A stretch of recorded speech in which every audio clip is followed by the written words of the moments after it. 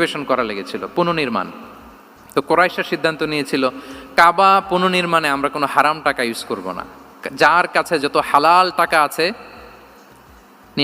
নিয়ে আসা হলো। কিন্তু হালাল টাকা যতটুকু জমা হয়েছে এটা দিয়ে পুরো কাবা নির্মাণ হয় না, অর্ধেক হয়। ফলে কাবা যে আয়তাকৃতির ছিল সেটা না হয়ে গেছে কি বলেন, বর্গাকৃতির, মানে স্কয়ার। ওই স্কয়ার কাবাই আজ পর্যন্ত রয়ে গেছে।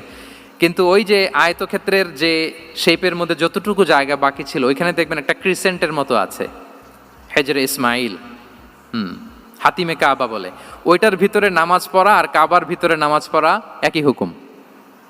ওইটার ভিতরে নামাজ পড়া আর কাবার ভিতরে নামাজ পড়া কি একই হুকুম। ফলে ওই হাতিমের ভেতরে ফরজ সালাত আদায় হয় না, নফল সুন্নাত পড়া যায়।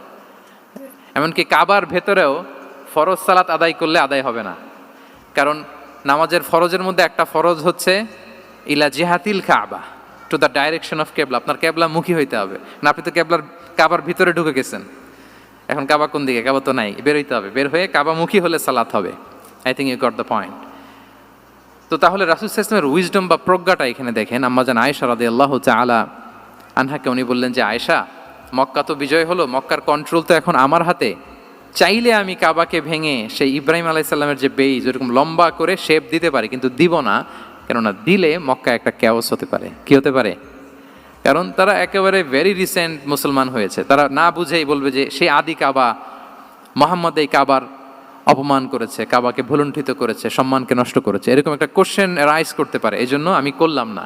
সুবহানাল্লাহ, দিস ইজ কল্ড উইজডম। এটাকে কি বলে? প্রজ্ঞা। এটাকে প্রজ্ঞা বলে।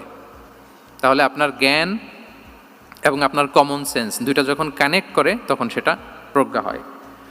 প্রজ্ঞার আরেকটা উদাহরণ যদি দেই সিরাত থেকে, রাসূল সাল্লাল্লাহু আলাইহি ওয়াসাল্লামের যে কনফ্লিক্ট রিজলভিং ক্যাপাসিটি ছিল, যখন কাবাকে পুনর্নির্মাণ করা হচ্ছে তখন হাজরে আসওয়াদকে বের করা লেগেছিল, এবং রিনোভেশন শেষে আবার হাজরে আসওয়াদকে তার জায়গা মতো, মানে ব্ল্যাক স্টোন যেটাতে চুমু দিলে মানুষের গুনাহ মাফ হয়ে যায়, হাজরে আসওয়াদ, চিনতে পেরেছেন না? ফলে অনেক বোনেরা যাদের জন্য হেজাব নিকাব মেনটেন করা হচ্ছে ফার্জ, পর্দার কোনো বালাই নাই, পুরুষের সাথে ধাক্কা ধাক্কি করে তার শরীর মিশে যাচ্ছে, গা মিশে যাচ্ছে, ধাক্কা ধাক্কি করে একটা সুন্নতের জন্য ফরজকে স্যাক্রিফাইস করে ফেলতেছে।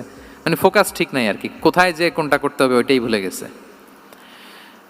তো এই হাজরে আসওয়াদ পাথরকে আবার জায়গা মতো রাখতে হবে। এখন কে রাখবে এই নিয়ে মারামারি মক্কায়। বড় বড় চারটা গোত্র বলে, এই গোত্র বলে আমি রাখবো, এই গোত্র বলে আমি রাখবো, আরেক গোত্র বলে রক্তের গঙ্গা বইয়ে দেবো মক্কায়, কিন্তু এই সম্মান অন্যকে নিতে দিব না, কারণ ইটস ভেরি প্রেস্টিজিয়াস ইস্যু, যা আমাদের গোত্র